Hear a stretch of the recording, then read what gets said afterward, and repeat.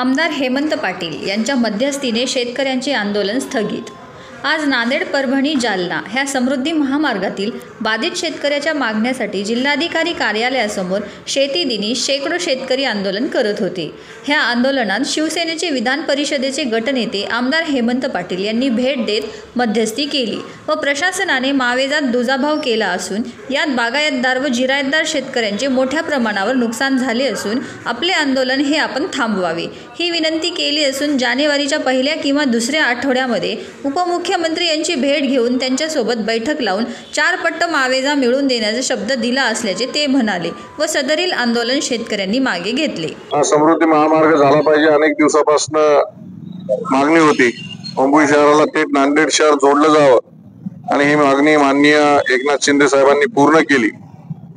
याचा फायदा नांदेड जिल्ह्याला होणार आहे, परंतु आमचे नांदेड तालुक्यातले जे शेतकरी बांधव आहेत त्यांच्याबरोबर प्रशासनानं काही दुजाभाव केलेला आहे।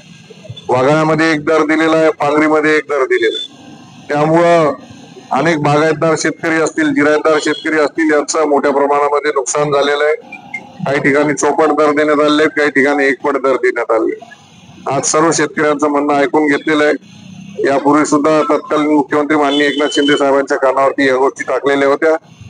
आमचे स्नेही तालुका प्रमुख अशोकराव मोरे असतील, त्याचबरोबर आमचे दासराव हंबर्डेजी असतील, गोपाळ पाटील इजळीकर असतील, ही सर्व बाधित शेतकरी मंडळी आहे।